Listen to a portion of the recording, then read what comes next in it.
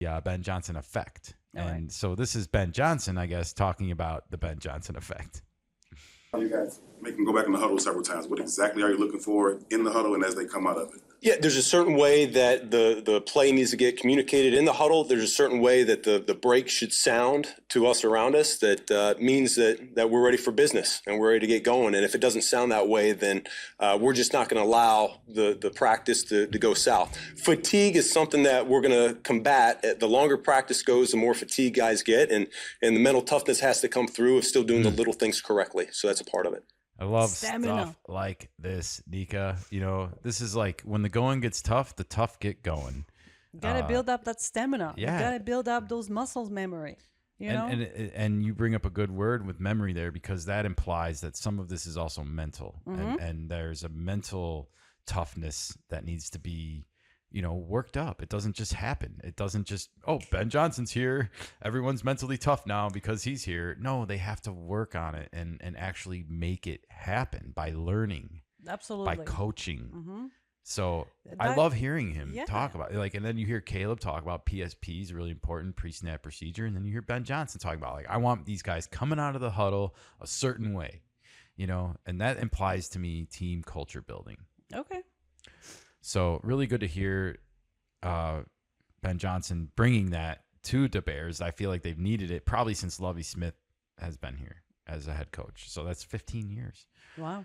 That's been a Yeah, while. that's too long. All right. Well, let's get into some sexier Bears topics. This is Ben Johnson about installing the offense and how they're going about it now and into training camp. Nika? Okay. Let's hear it. Learning about what Caleb can handle at this point as you're kind of resetting for him. Yeah, no, it's been consistent throughout. He's been very attentive. He's been very detailed in terms of the meetings. He's taking great notes. He's asking excellent questions. The more we're out on the grass together, we're figuring out what we can put in the morning and what we can execute later on in the afternoon. And so that's been the fun part of it so far, because there's for everybody, there's a saturation level that we got to find what that point is, so that as coaches, we don't ask too much out of any player over the course of the season. We got to be able to download a game plan and execute it. And so it's been a healthy process right now. I think JT Barrett's doing a phenomenal job. Declan's a big part of that. I really enjoy how Ben Johnson shifts the focus of the conversation and the topic from being solely about Caleb Williams to being about the full team. Mm-hmm. But he's really talking about interesting stuff here when it comes to installing the playbook. Basically, they're You have to download it to level up, yeah. just like a game. It shows that it's a process, and like, you know, people act like they have 100 plays ready to go in the oven in the, you know, system, Instantaneous. and they can just go out and start practicing running them. No, they gotta like look at them together on a chalkboard or whatever it is these days in the morning, and then he talks about going out on the field in the afternoon, and the more time they can spend on the field, the more that they can actually implement and run through. You learn the best by practicing, right? You can read all you want, you can watch the film all you want, but the best learning experience is by practicing, and that takes time.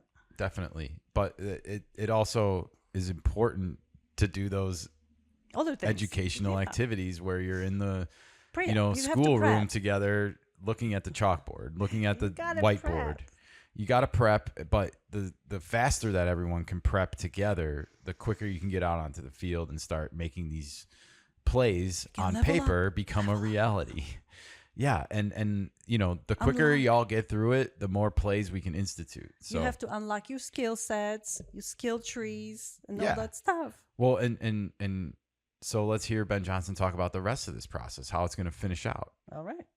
That as well, just figuring out how much install we can push on these guys. And the good news is we got the weekend that they can get the plan and start ahead for the next week. And you can really see guys separate, not just at the quarterback position, but really all around on offense and defense, who's in their book a little bit extra than the next guy. It's perfect. You know what's funny about that? This is a sort of this is Ben Johnson challenging his players through the media. You know, he's basically saying like, hey, I am keeping tabs on who's been studying over the weekend and who hasn't been. And who's been slacking, basically. To steal a line from the movie Rudy, who wants to make this team, damn it? It's probably not that dramatic, but it might be who wants to play on this team, who wants to be on the field in those high-pressure moments, making plays happen and being the hero.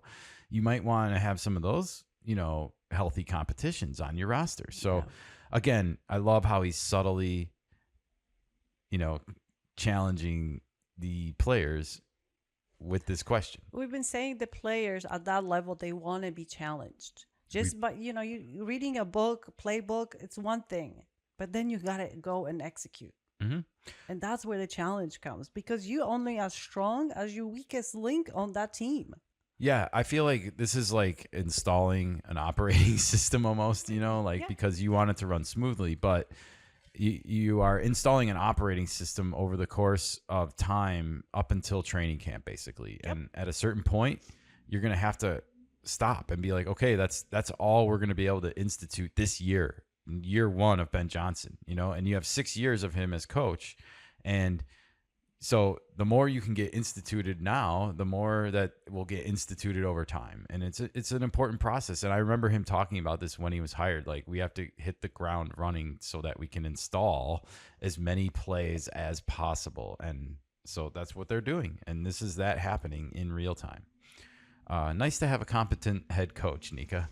It is nice. All right. Well, I think Ben Johnson spoke to the media actually before Caleb Williams, so that might have been part of the reason why this question was asked. But I couldn't help but, again, notice a hint of derogatory commentary, I should say, being directed at Caleb Williams about his body language. Can you roll the clip, please, Nika? Joking with us last week about your body language being something you wanted to work on, and there was a report that Caleb's body language is something that you guys are focusing on in meetings and all of that. Like, what specifically do you want to work on him with in that respect? Man, there's adversity that's going to hit every team every season. You don't know when it's going to happen. We might lose a few games. We might have some turnovers, and yet just the wherewithal of we're steering the ship, we're going the right direction. It's not woe is me. We are going to take everyone around us, we're going to elevate them, and we're going to look to forge ahead to what's next. And so it's not dwelling on the past. It's not whether it's last season, last play, last game. We learn from it, we grow, and we move on. And so our body language needs to reflect that as well. I thought he was meant like, do you supposed to have your leg this way or arm this way? I just felt like there was a reason or a purpose in this question that was based around this book. And like, does Caleb Williams really want to play for the Bears still after everything we've talked about and discussed? You know, it's like, come on, is this a real question? Like, well, it was asked, so I know. And Ben Johnson answered it, you know, as best as I think anyone could in his situation, you know, because it's kind of personal, right? It's like, I think everyone wants someone to be fiery and competitive, and it's not always going to go great, right? But of course, at the same time, like, it's how we handle ourselves in those moments that often, you know, define your career. Mm-hmm. And I think I don't understand really, because I don't feel like Caleb Williams was really overtly negative with his body language last year. It was other veterans on the Bears that got more media attention at the time about stuff like that, but not number 18. So it just feels like this was a kind of strange question to ask in a wild day of press conferences, I guess. Like, a lot of wasted opportunities here, Nika, in my opinion, by the media to ask better questions. And I just don't understand this idea of harping on the idea that Caleb Williams still, in the back of his mind, doesn't really want to play here. I think he's moved well beyond that now, and he's worried about bigger things like linemen that are coming to sack him and how to avoid that from happening. All right. Well, this was This was a fun little deep dive into the Bears today, but Caleb Williams breaks his silence. The media wins. Nika, what were your takeaways from all of this today? It was pointless, The whole exercise? the whole thing. This was, I know, and we've now talked about it for what, an hour almost, Yeah. probably? Almost too long. Well, it is what it is. I think parts of it are really interesting, though, and I do think that at the end of the day, this was a totally useless, unnecessary exercise, and congratulations to the media for distracting the Bears from focusing on their real work.